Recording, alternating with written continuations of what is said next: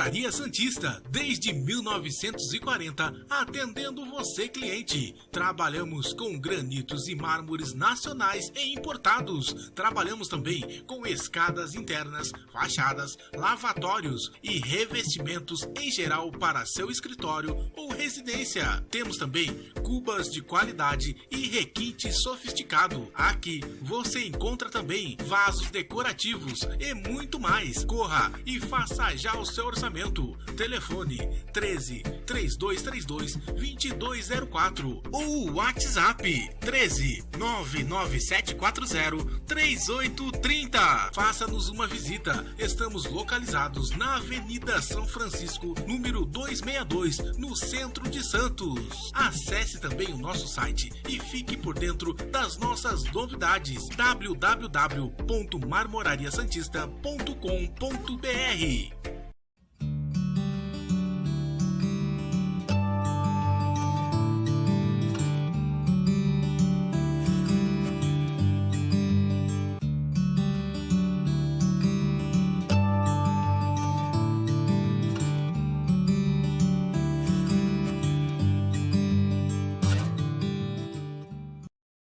Boa tarde, amigos! Conexão 013, mais um programa aqui, Operação Saúde, mais uma terça onde a gente está reunido aí com grandes nomes.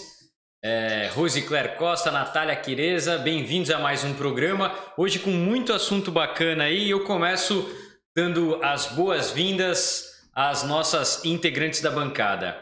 Rosicler, muito boa tarde. A Rose, que é atleta, triatleta na realidade, é publicitária e está sempre presente conosco aqui. Obrigado por mais uma participação no programa. Bem-vinda, Rose. Obrigada, doutor Lucas. Boa tarde, nossos web espectadores, doutora Natália Quireza. Muito bom estar aqui novamente, levando, como sempre, boa informação, notícias e muita saúde aí para a galera do Conexão 013. Legal, Rose. Obrigado pela participação. Queria dar as boas-vindas também à doutora Natália, médica, psiquiatra, sempre honrando os nossos compromissos aí de terça-feira. Natália, boa tarde para você. E já queria aproveitar aqui e começar, de fato, os temas do nosso programa de hoje contigo. E queria te perguntar a respeito do seguinte. Ontem nós tivemos aí o Dia Mundial da Doação de Sangue, né? E justamente nesse momento de pandemia aí a gente vê que muitas pessoas que costumavam ser doadoras de sangue hoje estão um pouco receosas de procurar os bancos de sangue para fazerem as suas doações, né? Isso tem afugentado parte dos doadores e ao mesmo tempo a gente vê um cenário pandêmico onde os hospitais estão um pouco mais sobrecarregados, né? Principalmente no que tange o setor do Covid, as internações. E muita gente precisando realmente de transfusão, de um aporte sanguíneo, né? Então, como que você enxerga essa maneira e como incentivar os doadores a retomarem a questão das doações sanguíneas? Boa tarde, Natália. Boa tarde, pessoal. Eu venho sempre com muito prazer nesse programa, adoro participar, adoro a gente conversar de assuntos atuais. E sobre a doação de sangue, na verdade, tudo, né, que envolve sair de casa e mudança de rotina das pessoas, a gente percebeu que ficou modificado, inclusive a doação de sangue. Pessoas que antes doavam sangue ali, né, rigorosamente, religiosamente, começaram a não fazer isso como outras rotinas que essa pessoa fazia, como ir ao ginecologista uma vez por ano, pelo menos. Então, é óbvio que isso refletiu na diminuição e quase zerou o estoque de sangue nos hospitais. E a gente tem que lembrar que as doenças hematológicas, os traumas, as cirurgias de urgência e emergência continuam. Então, esses dias mesmo, uma conhecida minha precisou de sangue, e aí tivemos que fazer uma campanha por causa de um acidente de bicicleta. Então, as pessoas que fazem tratamento, as pessoas de trauma, continuam precisando de sangue. A gente também percebeu que antes tinha muitas campanhas, né, até de faculdade, se todo mundo for doar sangue, a gente, sei lá, eu lembro na época da minha faculdade que tinha uns meio ponto para todo mundo que for doar sangue. E aí, até essas campanhas, hoje a gente não está vendo mais pelo medo de aglomeração, mas a gente tem que ir aos poucos percebendo que a nossa vida vai voltando, as pessoas que já estão vacinadas, e às vezes as pessoas associam ir doar sangue a estar dentro de um hospital e estar mais vulnerável. Então, a gente tem que realmente voltar com os nossos hábitos, principalmente quem já pode, quem já foi vacinado, uma parcela grande da população, ainda bem, assim, grande, pelo menos as pessoas que eu convivo, os meus pacientes, muita gente já foi vacinado, e eu vejo com muita esperança tudo isso. Bacana. Mas as pessoas continuam precisando. A minha mãe foi uma pessoa que precisou muito de sangue, então eu sempre dou sangue, sempre que eu estou apta a doar sangue, eu vou doar sangue, e é um hábito que a gente, às vezes, quando eu esqueço, eu vejo alguma reportagem e falei, nossa, já estou apta novamente, posso doar sangue. Legal, Natália. É importante que as pessoas se conscientizem da necessidade também de auxiliar os outros, principalmente nesse quesito saúde.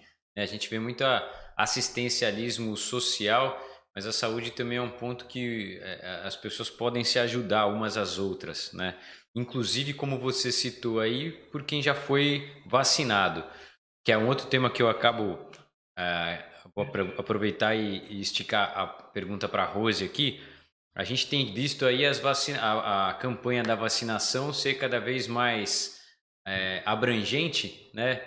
Inclusive, hoje começa na nossa região aqui a vacinação com a faixa etária de 55, 59 anos, né? E continua para aquelas pessoas que têm menos idade, porém alguma comorbidade associada.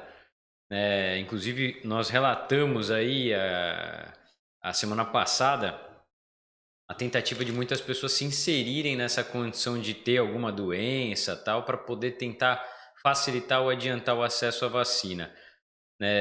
Por outro lado, a gente vê também um desprestígio, se é que a gente pode classificar dessa maneira, mas de muitas pessoas que tomaram a primeira dose, não compareceram para fazer a segunda dose, e pessoas que realmente afirmam que não vão tomar, porque a vacina trata-se de algo experimental, que foi desenvolvida muito precocemente e tal. Então, me parece que à medida que os órgãos aí da epidemiologia, da saúde sanitária, né, da saúde em geral, promovem a tentativa de aumentar essa abrangência na vacina, a gente ainda vê resistência em tomar vacina por parte da população, né? Difícil trabalhar isso, né, Rose? É bem difícil. Eu ainda estava vindo para cá agora. Gosto muito de ouvir o programa Pânico, né, da Jovem Pan. Sempre tem muita informação. E eles colocaram essa questão. Não é o Pânico, desculpa, era o Morning Show. É o antes do Pânico. E eles estavam colocando justamente essa questão. Olha eu falando do programa né? Mas eles estavam falando justamente sobre essa questão do quanto, infelizmente, as pessoas ainda estão associando a vacinação e ao Covid, estão associando a política. Então, muitas pessoas criticam, porque eu não vou tomar a Coronavac, porque eu não vou tomar a AstraZeneca, porque eu quero a Pfizer. Não tem eu quero, tem que ir lá e tomar. Não é política que vai definir isso. As pessoas precisam se conscientizar que a população, de modo geral, a porcentagem ela tem que aumentar das pessoas vacinadas, primeira dose, segunda dose. Não tem esse negócio. Até recentemente teve um caso de uma pessoa que eu não me recordo quem é, então nem vou falar nada, mas o que causou um frisson aí na mídia foi justamente dessa pessoa famosa chegar para tomar a vacina e só porque era X vacina, ela se recusou. Então, não tem essa. Tem que ir lá e tomar, tá? Agora, eu aproveito para fazer uma pergunta para vocês que são da área. Se você me permite, né, Lucas? Vou fazer uma pergunta aqui. Vai colocar na saia justa, vamos embora. Não, brincadeira. Vamos imaginar assim, tá? Se todas as vacinas... Eu tô fazendo uma pergunta totalmente de leiga e talvez seja uma dúvida muito importante e de muitas pessoas. Se todas as vacinas são eficazes, por que a gente ouve, vê matéria dizendo o quê? Por exemplo, para você entrar nos Estados Unidos, você não pode ter tomado tal vacina. Então, assim, qual é realmente esse critério? Porque eu acredito que, às vezes, na hora de decidir, que a pessoa ela pode chegar lá no posto de vacinação, se informar qual é a vacina, e na hora que ela for informada, ela pode se negar a tomar, né? Isso é de livre e espontânea vontade da pessoa, ela não é obrigada a tomar aquela. E por que não tem esse consenso, né, entre os países, assim, tipo, todas as vacinas são válidas, se você tomar X, você pode entrar em todos os países. Acho que as pessoas também ficam um pouco perdidas. Eu sei que o negócio é geral, até os médicos, né, infectologistas, todo mundo da área da saúde, a gente está lidando com muitas informações novas, né, mas assim, a pessoa, o leigo, né, o leigo que eu digo é daquela pessoa que tem a informação através da mídia. Dali para frente, a informação não chega naquela pessoa. Então, assim, uma pessoa que seria a leiga, entre aspas, como que fica, né, na cabeça dela essa dúvida, assim? Eu sou uma. Então, no começo da pandemia, tive várias. A Natália deve ter passado por isso também. Depois também queria a tua opinião, Natália. Eu passei por várias situações onde os pacientes chegavam e falavam: o que você acha? Eu devo tomar vacina? O primeiro era: devo tomar ou não devo? Depois, qual é a melhor vacina? Hoje, por exemplo, a Coronavac virou uma porcaria, né? Não presta para nada, nenhum país aceita. Pô, na época era só a que a gente tinha. Então, assim, em primeiro lugar, eu acho o seguinte. A Pfizer, por exemplo, estava para lançar a vacina contra o HIV antes da pandemia e teve esse processo interrompido. E a gente já viu tentativas de vacina contra a AIDS várias vezes, mas é muito mais interessante para a indústria farmacêutica vender medicamento. Um tratamento base aí para HIV é 6, 7 medicamentos. Então, quer dizer, muito mais interessante para a indústria vender o remédio do que vender a vacina, né? Agora, o que acontece? Então, existe o interesse de indústria farmacêutica, existe o interesse dos comitês de ética na liberação de um trabalho científico para o desenvolvimento de uma vacina. E a gente viu que no caso do Covid-19 aí, não tinha esses conflitos de interesse, precisava ser feita a vacina a qualquer custo. Então a gente tirou os conflitos de interesse, toda a cúpula científica do mundo inteiro, ao mesmo tempo, de maneira remota, usando a tecnologia online, se reuniu em tempo real para a produção de uma vacina que já tem um processo de produção conhecido. Fazer vacina não é uma coisa nova, inclusive o Brasil é altamente capacitado a isso, né? E aí eles produziram vacina em 1 ano. Para mim não é tempo recorde ou um tempo absurdamente curto de maneira nenhuma, né? Além disso, é o que eu falava para as pessoas. Olha só, eu sou médico, como é que eu vou falar que eu sou contra a vacina? É a mesma coisa o padre falar que é ateu, né? Então, assim, a vacina está aí para ser tomada. Lógico, existem as particularidades, as peculiaridades entre uma marca de vacina e outra, a que deixa mais suscetível a colateral. E aí são diferenças que eu acho que a gente pode também, de repente, tentar unificar. Isso que a Rose falou, para mim, seria o ponto mais importante hoje, que é o que mais gera conflito, né? De repente, se o mundo estivesse falando uma linguagem única em termos de vacina, a população também teria mais confiança, né? Uma tranquilidade maior para poder se submeter a tomar as vacinas, né? Mas como existe muito conflito político, né, e muita variação entre as condutas de cada país, aí realmente a população fica um pouco confusa. Mas eu reitero aqui que eu acho que é extremamente necessário que as pessoas se vacinem, se imunizem contra essa doença, porque por mais que uma vacina ou outra possa expressar uma reação maior, de certa maneira ela evita casos de agravamento, né? Isso é o mais importante aí frente à situação da própria doença que a gente tem. E você, Natália, o que você acha aí? Alguma coisa para complementar também? Sim, na verdade, assim, eu tenho uma opinião formada sobre vacinação e vacine com a primeira vacina que estiver disponível para você. independente de você olhar qual que é a porcentagem de eficácia da vacina, porque hoje a gente não tem esse poder de escolha, né? A primeira vacina que estava disponível para mim, que foi a Coronavac, eu tomei. E eu daria para os meus filhos se fosse liberada para a faixa etária deles. Eu daria para os meus pais, eu aconselharia os meus pais a tomarem se eles fossem vivos. Eu aconselhei e consegui convencer o meu sogro que não queria tomar. E eu aconselhei muitos pacientes a tomarem a vacina. Eu fazia ali realmente mostrava para eles na balança o que vale a pena. Então, tudo na nossa vida é uma balança que você tem que ver quais são os benefícios e quais são os malefícios. Dentro da vacinação, os benefícios são imensamente maiores do que qualquer malefício. É óbvio que, por exemplo, existe um risco, por exemplo, de trombose maior da AstraZeneca comparado com as outras vacinas.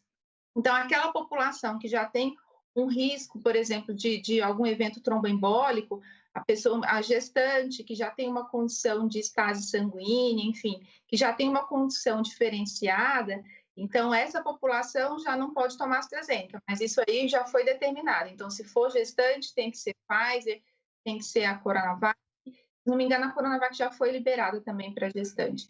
Então, então eu vou fazer um exame para saber qual a minha porcentagem de imunização. Não, você tem que tomar o que está disponível para você naquele momento, que esteja dentro da sua faixa etária, e você tem que tomar, porque sempre vale a pena se você pensar no que aquela doença pode causar em você, a imensidão de problemas que um COVID, quando quando ela complica, né, quando começa a atingir, quando dá aquela cascata inflamatória difusa, o quanto de problema você pode ter é muito superior a qualquer efeito colateral de vacinação, que a maioria das vezes, assim, a Coronavac, eu nunca li nenhuma descrição de efeito colateral. Agora, a AstraZeneca, realmente, as pessoas estão tendo um mal-estar, porque é feito de vírus vivo, então, realmente, já tem isso de dar uma inflamação no local da aplicação. Muita gente tem até febre, mal-estar, tem aquela dor no corpo generalizada. Então, nessa balança, os benefícios são imensamente superiores. E assim, tudo que eu li sobre vacinação, na verdade, a vacinação, essa vacina, como todas as outras que nós tomamos na nossa infância, ela é menos arriscada do que qualquer uma daquelas que nós tomamos quando pequenos, e que ninguém questionou.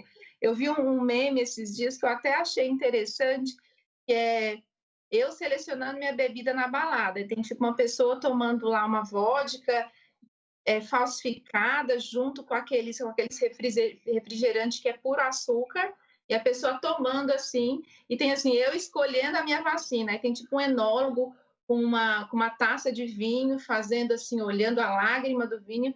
Então, eu acho que realmente se politizou tanto essa questão de vacinação, que as pessoas ficaram realmente com medo. Às vezes eu percebo que tem alguns idosos com medo, porque receberam muita coisa no WhatsApp falando que dá isso, que dá aquilo. E aí eu acho que é nosso papel, nesse momento, a parte científica, falar, olha, é melhor você ter um mal-estar de 24 horas do que você pegar a doença. E realmente, se eu for imunizada 50%, sei lá, a porcentagem que eles falam, para mim já é válido eu não ter os sintomas graves e que se complicam da Covid.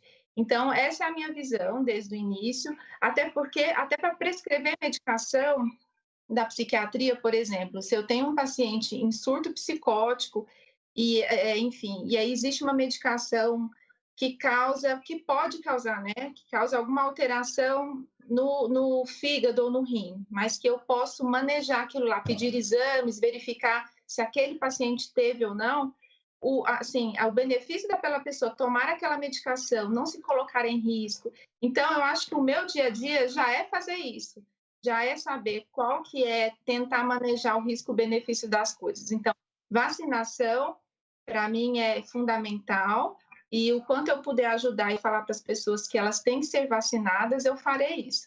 Eu acho totalmente, assim, um absurdo as pessoas que fazem campanha anti-vacinação. Eu acho que, imagina a gente não ter vacinação para pólio, para tanta doença que poderia já ter matado tanta gente. Então, para mim, isso é um desserviço, a pessoa que fala que não vai ser vacinada.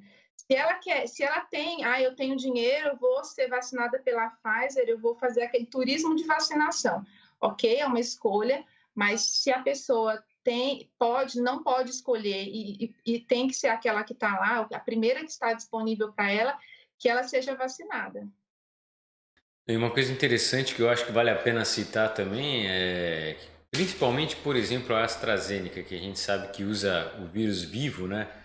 Ela pode simular reações colaterais semelhantes, em menor escala, logicamente, mas semelhantes à própria doença, lógico, né? Acho válido ressaltar também que vale a pena o respaldo sobre a questão imunológica, né? Então, em tese, porque a gente tem uma individualidade aí que nem sempre funciona da mesma maneira para todos. Mas em tese, uma pessoa que está mais respaldada no quesito imunológico aí tende a passar de maneira mais branda sob o aspecto de reação vacinal. E aí entra toda aquela questão que a gente sempre coloca aqui de ter o aporte correto de vitaminas, minerais, de ter hábitos regulares, uma boa alimentação, a prática de atividade física, ter um reforço com a própria vitamina D, né? Importante hoje em dia no quesito imunológico, todo mundo sabe. Então, manter esses hábitos da melhor maneira possível. Isso inclui também a atividade física, né, Rose? Uhum. E aí a gente vê que, assim, alguns esportes cresceram muito na pandemia, como a gente comentou semana passada. Muitas pessoas ficaram sedentárias, muitas começaram a se movimentar.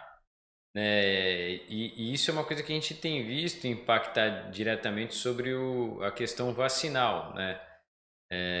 E de uma maneira geral, assim, se você pega uma pessoa que está preocupada com a saúde, está preocupada com a imunidade, está procurando se alimentar bem, está procurando fazer atividade física, já sob a minha ótica, e aí eu queria que você pusesse a tua opinião, né? Sob a minha ótica, é uma pessoa que ela é mais favorável a ser vacinada, né?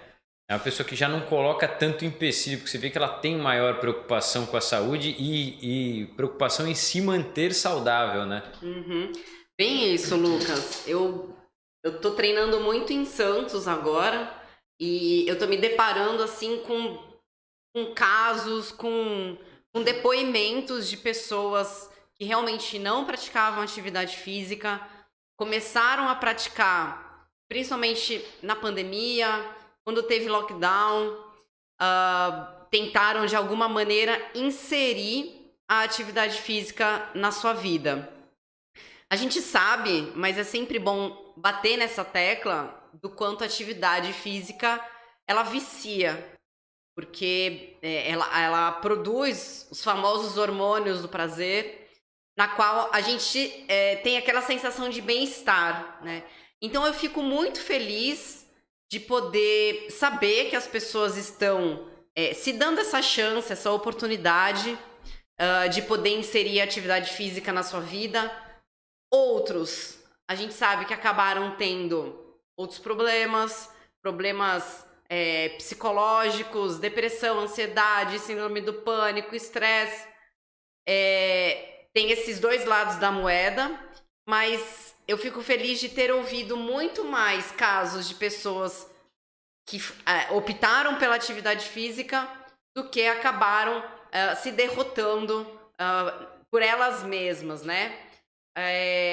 Principalmente, Lucas, o uso da bicicleta, que aumentou significativamente, não só na nossa cidade, mas até, engraçado, no mundo, porque muitas fábricas de bicicleta não tinham mais peças, não tinham mais material para poder construir a bicicleta, para poder levar ela para as lojas para vender. Então, isso é um dado muito positivo. Inclusive, eu estou fazendo parte de uma comissão que foi criada aqui em Santos sobre mobilidade urbana.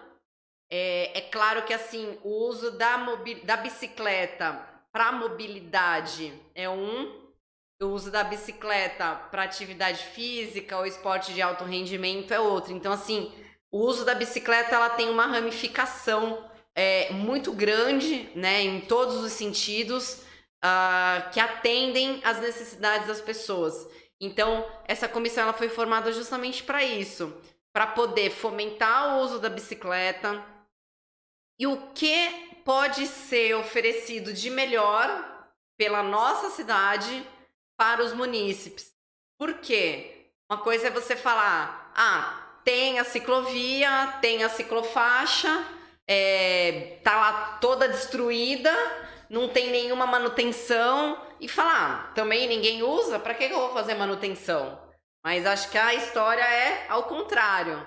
Ninguém usa porque não tem manutenção, porque não dão aquele olhar devidamente com bons olhos que deviam dar, né?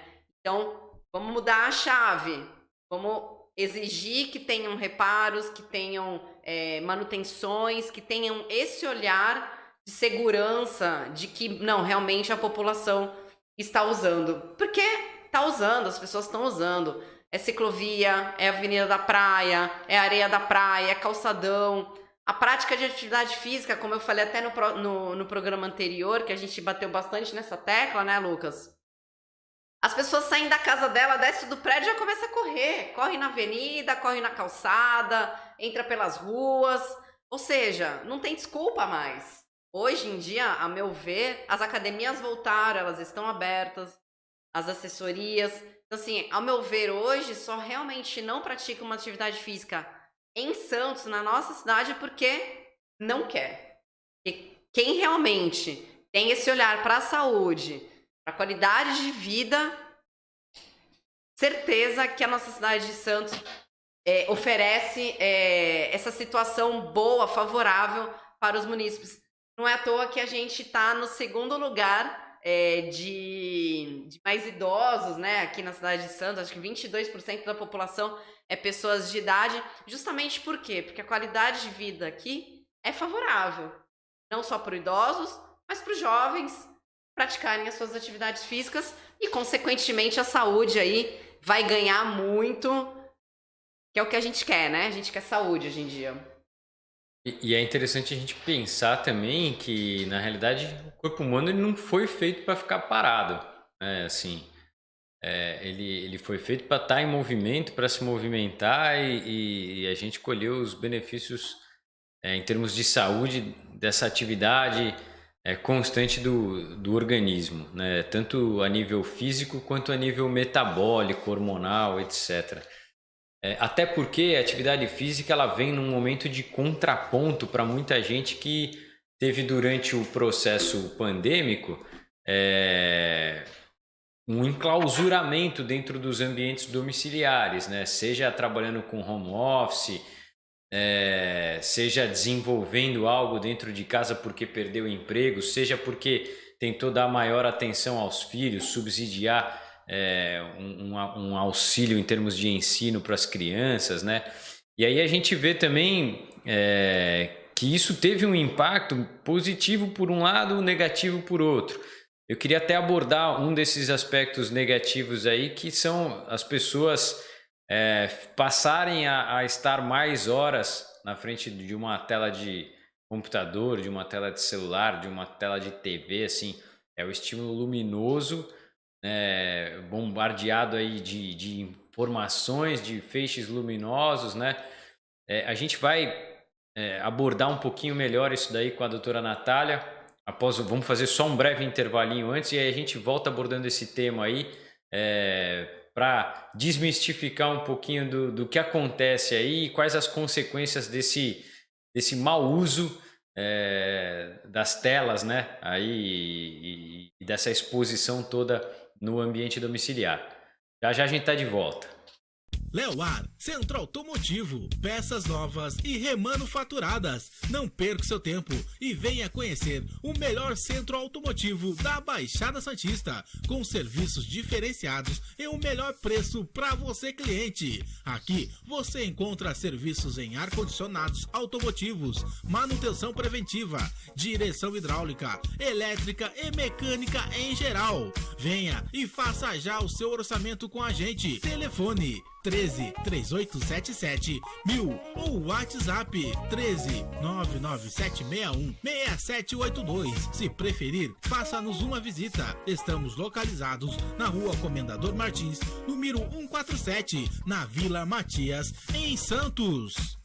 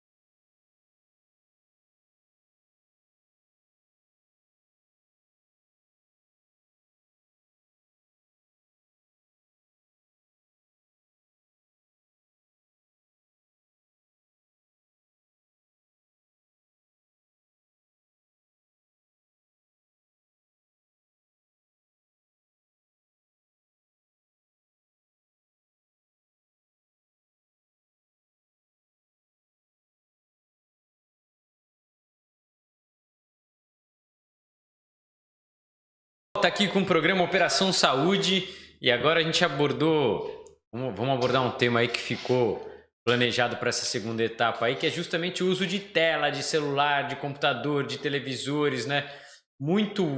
Eu até brinco com as pessoas, né? Eu falo, a gente tá com um feixe de luz na cara o tempo todo, o dia todo, a gente vai dormir com o celular na mão, né? E perdeu-se aquela coisa da higiene do sono, né?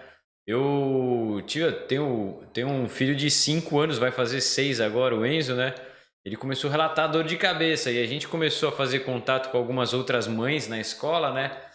E elas relataram o mesmo problema, assim, né? Que é uma dor de cabeça, assim, pela exposição à quantidade de feixe luminoso mesmo, né? Então, parece que isso traz agravamentos aí para a nossa saúde ocular. Você tem mais informações a respeito disso, né, Natália? O que você pode dizer para a gente aí? Eu comentei que é um assunto importante, né? Eu não sou oftalmo, mas eu me preocupo, né? Enfim, com a questão da saúde total. E eu tive um problema e eu precisei ir atrás do que estava acontecendo, né? Com essa questão de telemedicina, né? Isso é um caso específico meu, mas tem aumentado o tempo de tela para todas as pessoas que estão em home office ou que estão em aula online, né? Essa homeschooling. Como eu comecei a fazer bastante atendimento por telemedicina, eu comecei a criar estratégias para a pessoa realmente se sentir como se ela estivesse em uma consulta presencial. Então, tentar melhorar essa questão de você se sentir acolhido, ainda mais na psiquiatria, de você estar realmente me enxergando, estar me ouvindo bem.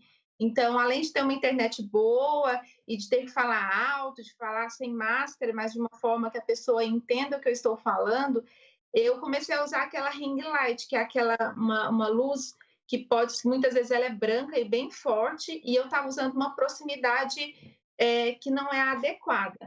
E teve um dia, há 2 semanas atrás, que eu fiquei cerca de 8 horas seguidas na frente do computador e da ring light. E ao final do dia, já era assim, 8 da noite, eu precisei entrar numa reunião pelo Skype, onde eu precisava aparecer. Então, novamente, eu coloquei. E eu senti uma dor ocular, eu nunca tinha sentido isso, uma dor ocular súbita e intensa, a ponto de mandar uma mensagem, olha, eu não consigo aparecer, eu vou ficar só com fone e vou ficar acompanhando a reunião porque eu não consigo abrir os olhos. E aí, logo que acabou, eu liguei para um amigo meu que é oftalmo, Depois eu fui na consulta, fui examinada, enfim, e ele me explicou o que pode ter acontecido, o que aconteceu comigo. Eu não tenho nenhum problema, eu enxergo bem, eu não uso óculos, mas essa exposição continuada e a concentração que você fica olhando também é uma da causa dessa dor que eu tive, desse desconforto ocular intenso. Mas e ele falou que é uma ceratite seca. Aquele epitélio que tem na frente da córnea, ele como se ele tivesse saído de uma vez pela exposição à iluminação. E ele falou que isso tem acontecido, óbvio, cada um numa proporção, mas tem acontecido muito, né? Crianças que ficam com desconforto, que ficam com dor de cabeça, porque estão muito tempo ali na frente da tela, estão fazendo aula online e depois ainda usam o celular ou o tablet para jogar. Então, se você contar as horas de tela que as pessoas estão ficando, além de problemas relacionados às emoções, né, a sono, a irritabilidade, tudo, tem esse problema ocular. Eu gostaria até que depois de convidar algum oftalmo para falar melhor sobre isso, mas ele me passou algumas orientações que são práticas e qualquer pessoa pode fazer para minimizar esses sintomas. Então, o que eu estou praticando agora para eu não ter outros problemas. Além da lubrificação que eu estou tendo que fazer, né, com um colírio específico para o meu olho, eu ajustei o brilho da tela. Além de ajustar esse brilho da tela, eu coloquei um filtro de luz azul, tanto no notebook e uma configuração no celular que você consegue fazer isso. Eu também tive que fazer um óculos que eles chamam de óculos de descanso, mas assim, não é para descanso, é para trabalhar, mas é um óculos que tem um filtro azul e aí que é uma barreira também contra essa luz azul. As pausas também são importantes, então tem uma regrinha, tipo, a cada 2 horas você ficar 5 minutos focando em outro objeto, em um objeto mais longe. Se o cansaço estiver muito grande, você aumenta diminui o intervalo desses descansos de 20 minutos em vez de 2 horas, então a cada 20 minutos você fica um tempo maior olhando para um objeto mais longe. Também tem outra questão que é a distância da tela. Eu descobri que a minha distância estava totalmente errada. Eu colocava muito próximo a tela, o ring light muito próximo de mim. E aí ele falou que essa distância tem que ser entre 50 e 70 centímetros. Eu descobri que eu fazia, sei lá, a 20. Para essa questão do entendimento, por ser uma consulta online, eu falava mais perto da pessoa, então, assim, aí algumas medidas eu estou tendo que fazer. Então, o descanso, eu estou tendo que fazer essa questão da iluminação, do filtro azul, e tem uma outra configuração que você consegue fazer nos eletrônicos, que é colocar horário. A partir de um horário, por exemplo, no meu celular, a partir das 9 da noite, a tela já fica amarela sozinha e já fica bem baixinha, porque é uma configuração do celular, que aí vai me ajudando também no processo da higiene do sono. Então, são algumas medidas que a gente tem que lembrar, né, além de todas as outras coisas que a gente tem que fazer, para o nosso bem-estar, para a nossa saúde. Imagina, dor ocular eu nunca tinha sentido e é muito desconfortável. Então, eu perguntei, nossa, mas está tendo aumento de consultas e de queixas relacionadas? Ele, muito. Então, se a gente imaginar o quanto as pessoas estão usando esse recurso para trabalhar, se você pensar o tanto de reunião que as pessoas têm online, pelo Skype, e esses recursos, eu vou comprar uma luzinha aqui pelo Mercado Livre, e aí eu consigo me aparecer melhor. Às vezes essa luzinha é uma luzinha forte, né? Existe até uma ceratite vulcânica que eles chamam, mas é óbvio que a minha foi numa proporção menor. E é aquela dos alpinistas, quando eles vão, eles podem ter uma cegueira ali transitória, que a luz bate no gelo e reflete nos olhos. Isso causa uma ceratite vulcânica, se não me engano é esse nome, que é também a pessoa para até de enxergar naquele momento, tanto que aquela iluminação é forte. Tá vendo, Rose? Essa vantagem de você estar no triatlon. Né? Se você fosse pro alpinismo... Já ia ter que colocar uns acessórios diferentes aí. Não, legal, Você mas já ouvi também. Bem colocado, Natália. Até porque a gente às vezes não tem a noção da situação chegando nesse ponto de agravamento, mas a gente vê muita gente incomodada com essa exposição, né? E assim, trazendo consequências para o próprio dia a dia, por exemplo, um sono mais irregular, um estresse mais frequente, né? E de repente isso tudo é um canal de comunicação que está deixando a atividade cerebral mais alerta, ao invés de deixar propiciar um relaxamento noturno, né? Que é justamente essa questão da higiene do sono. Você vê como tudo na vida tem os prós e os contras, né? Começaram as consultas, as reuniões, as aulas, tudo online, na qual trouxe as pessoas para frente do computador e na comodidade da sua casa. Só que, por outro lado, também vem todos esses outros problemas que acabam agravando a nossa saúde, né? E a gente, às vezes, acaba conhecendo coisa nova, sentindo coisas novas que a gente achava que nem ia acontecer com a gente, né? A gente vai se readaptando à rotina diária e vai observando os ajustes dessas adaptações, né? São ajustes que às vezes trazem consequências positivas, às vezes negativas, né? Rose, tinha mais alguma... Ô Lucas, algumas pessoas se preocuparam bastante na questão ergonômica, né? Eu vou fazer home office, então eu vou comprar uma cadeira boa, vou tentar organizar aqui um local na minha casa para eu trabalhar. E a gente não pensa nessa distância que eu vou ficar do computador, a distância que eu vou ficar da luzinha. Realmente é uma coisa que vai passando, né? Vai passando. Eu me preocupei com a minha coluna, com a minha postura, e aí acabou passando um item, né, fundamental, que é a nossa visão, né? Então é mais uma coisa que a gente tem que prestar atenção, e que prestar atenção nos filhos também, que tem umas queixas de cefaleia, e às vezes ver o quanto aquela criança está próxima. Tem criança que fica com o iPad assim, jogando, né? E aí eu também até levei os meus filhos no oftalmo, para eles receberem também essa orientação do oftalmologista sobre a distância, sobre o que pode fazer de mal para os olhos dele, que estão em desenvolvimento. Então, é um momento que os olhos também crescem junto com o corpo. Então, assim, os olhos estão em desenvolvimento. Então, nesse momento, existe, sim, algumas alterações que são depois, né, é melhor remediar é melhor cuidar, prevenir do que remediar. Com certeza. Eu ia te perguntar, Rose, tem mais alguma coisa referente às vacinas que você tinha colocado pra gente aí? A doação de sangue. Com relação à doação de sangue, né? Não era vacina. Da vacina eu tô esperando dia 23, como eu já tô com uma certa idade, assim, já tá vou ser vacinada. Tá chegando. Não vejo a hora de chegar meu dia lá, dia 23, 43 a 49 anos, ó, eu já vou estar lá na fila para ser uma das primeiras. Depois do que foi colocado no programa, né? Agora não resta dúvida. Se tinha alguma dúvida, agora... Não, dúvida não. Aliás, nunca tive. Falei, vamos lá e a que tiver a gente toma.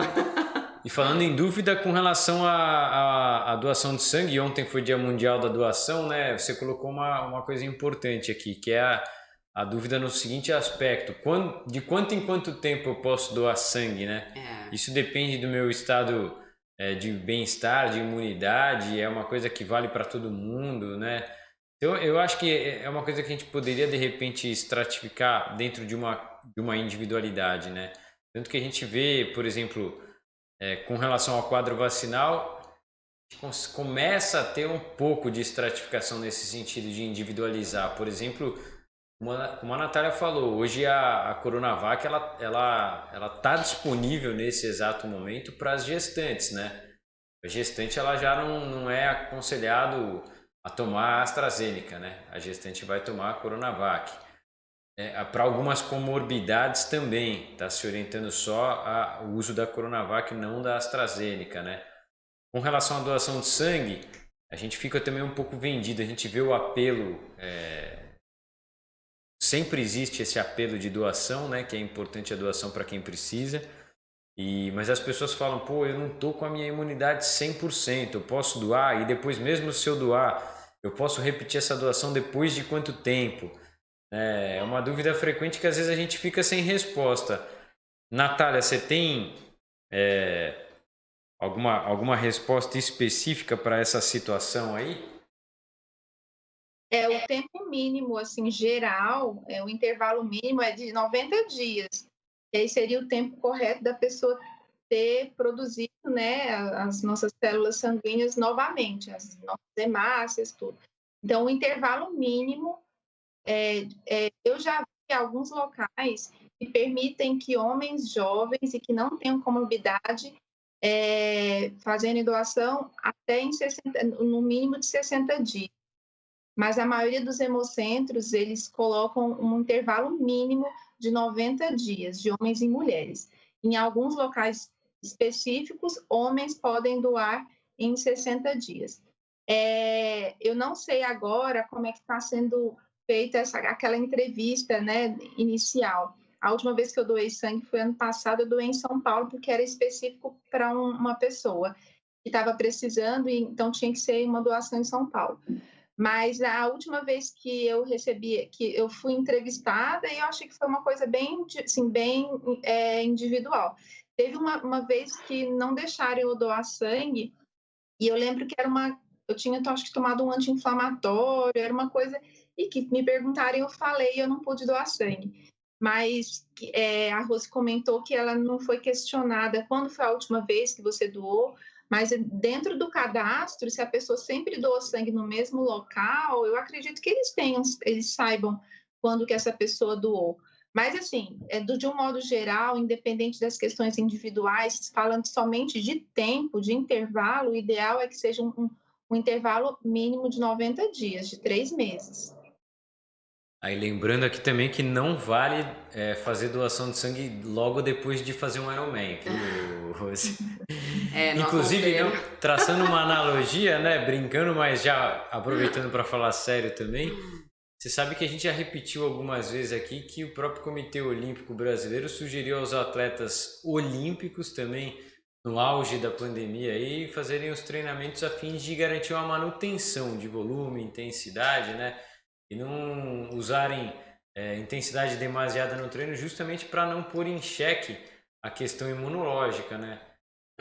Que é algo que a gente vê que, só para você ter uma ideia, hoje existem estudos aí que se fazem ao final de um Ironman, por exemplo, e eles afirmam categoricamente, esses estudos, que a condição imunológica de um atleta no término de um Ironman se equivale muito a um paciente já numa condição de agravamento de HIV, por exemplo, né?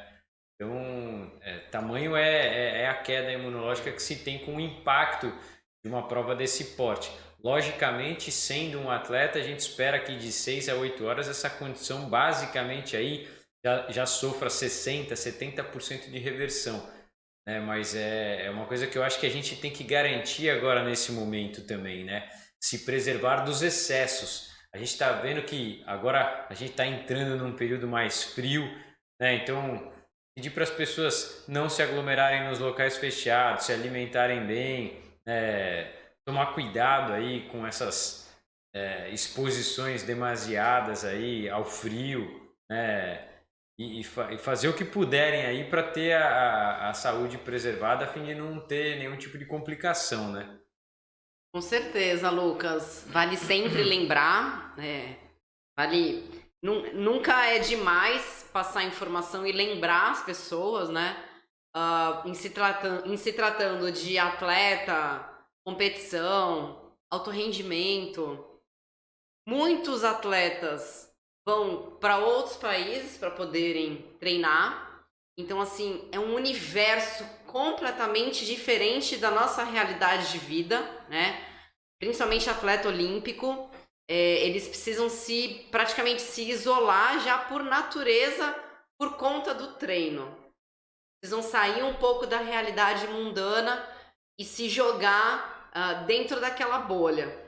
Agora, ainda mais, né, com toda essa situação aí que está acontecendo no mundo por causa do Covid, então o isolamento, que para eles já era, entre aspas, normal, potencializou. Então, assim, a gente está falando de um caso específico que são atletas de alto rendimento, porque agora a corrida pela vaga olímpica já começou. Então, aquele discurso que os médicos, que os técnicos tinham no começo do ano, final do ano passado, na qual não tinha ainda expectativa para as Olimpíadas, que era de, poxa, vamos manter ali a sua saúde, vamos manter a imunidade boa. Agora não, agora mudou a chave, eles precisam treinar. Então, por isso que eles acabam se isolando, indo para centros de treinamento, às vezes até fora do nosso país. Agora, não é a nossa realidade, né? Fazendo um comparativo com a realidade de quem compete por prazer, atletas amadores, praticantes de atividade física, como você mesmo disse, vai começar agora o frio. Então, assim, evitar, de repente, vai sair de madrugada. Quem só tem aquele horário, 4, 5, 6 horas da manhã, se agasalhe, se proteja. Porque justamente a atividade física, ela já tem aquela quedinha da imunidade, e você se expondo ali a situações de frio, de chuva, então acaba demandando mais ali essa vulnerabilidade para o seu organismo, e a queda da imunidade vem junto, né? Então vale ressaltar sempre para que as pessoas não se aglomerem e possam olhar aí para a sua saúde com um olhar mais apurado, visando estar saudável, não visando competição, porque competição não tem nada, né, Lucas? Tá tudo aí tão instável, tudo vai saber se vai ter, se não vai ter, então para que vai ficar aí se matando de treinar e colocando a saúde em risco? Não é o momento.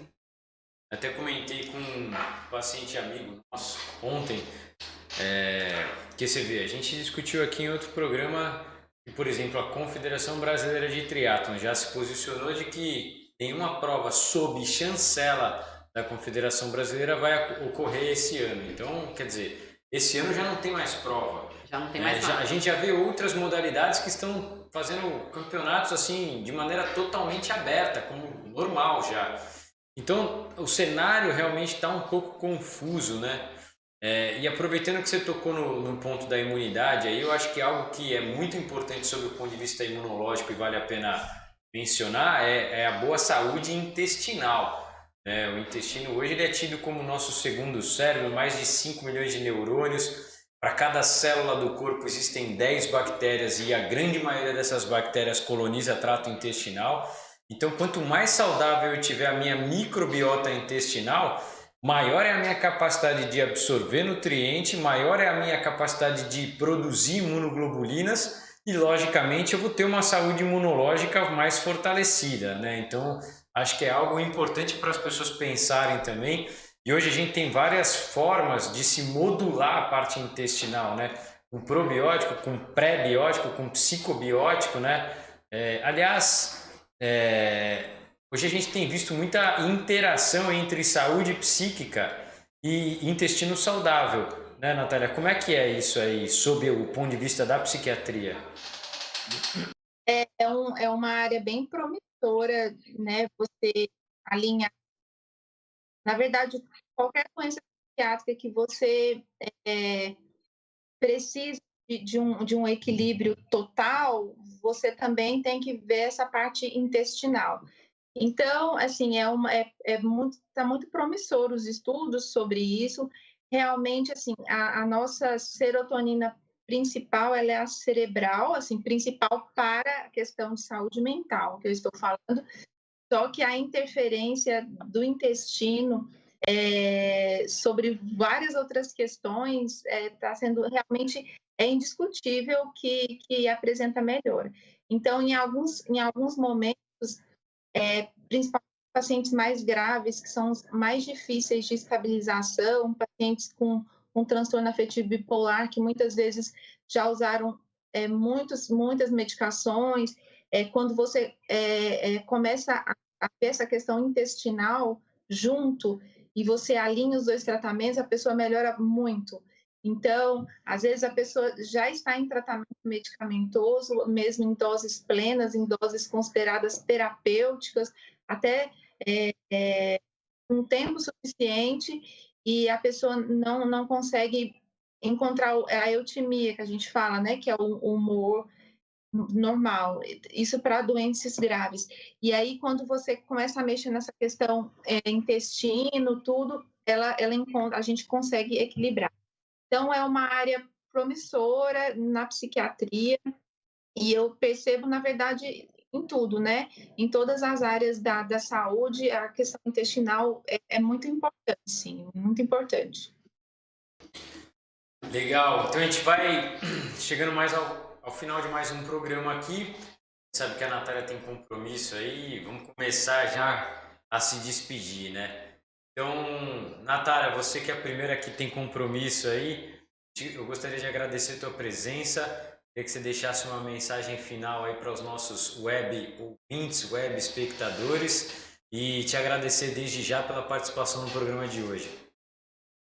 Eu que agradeço, é muito bom. É um encontro social da terça-feira, que é muito bom falar com vocês, mesmo à distância. E um grande beijo e boa semana para todos nós. Obrigado, Natália. Rose, obrigado pela participação mais uma vez aí. Queria que você deixasse uma mensagem final a respeito de tudo que a gente falou aí. E mais uma vez aí, obrigado pela presença no programa. Vamos que vamos, né? Vamos que vamos. Mais um dia aí no Operação Saúde, aqui no Conexão 013, trazendo boa informação, nossas opiniões, que também são bem relevantes aí para os nossos web espectadores e web ouvintes, bem lembrado, né, Lucas? Que às vezes não só nos veem, mas nos ouvem. E deixar sempre a mensagem da bandeira da saúde, da atividade física, da qualidade de vida em prol da pessoa, né? Tudo isso que a gente fala é para a gente poder melhorar a cada dia, ter um momento de introspecção, de olhar para si e poder ver aonde que a gente pode melhorar. E com certeza a saúde é um dos fatores que a população em si precisa olhar um pouco mais. E lembrando que, não se esqueçam, vacinação tá aí, vamos todo mundo tomar a vacina. Se não quer pensar em si, pensa no próximo, que é uma campanha para todos. É isso aí, vacinação já, boa semana para todo mundo. Obrigado, Rose. Vou repetir uma frase aqui que a gente comentou já no programa passado, né? Havia dito o seguinte, a célula cancerígena consome 17 vezes mais glicose do que uma célula normal, né? Então, um dos preceitos dentro da nutrigenômica para se trabalhar o bom resultado em termos de um processo cancerígeno é justamente a remoção do açúcar refinado e dos carboidratos refinados também, né? E o que a gente vê é que é muito comum o médico falar, olha, você está com um problema aqui, você não pode mais comer açúcar. Acabou, né? Tem que cortar por completo esse hábito. A gente vê que a pessoa corta. Já no sentido preventivo, quando fala, olha, melhor cortar o açúcar porque pode dar algum problema, é muito difícil a gente conseguir adesão.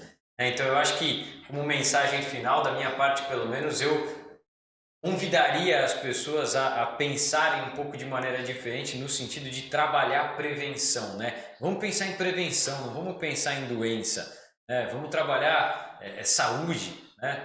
E dentro desse quesito, logicamente, a vacina está aí como um artefato coadjuvante extremamente importante e nosso aliado aí nesse combate à pandemia aí, e que pode deixar o cenário favorável a quem pensa em trabalhar prevenção.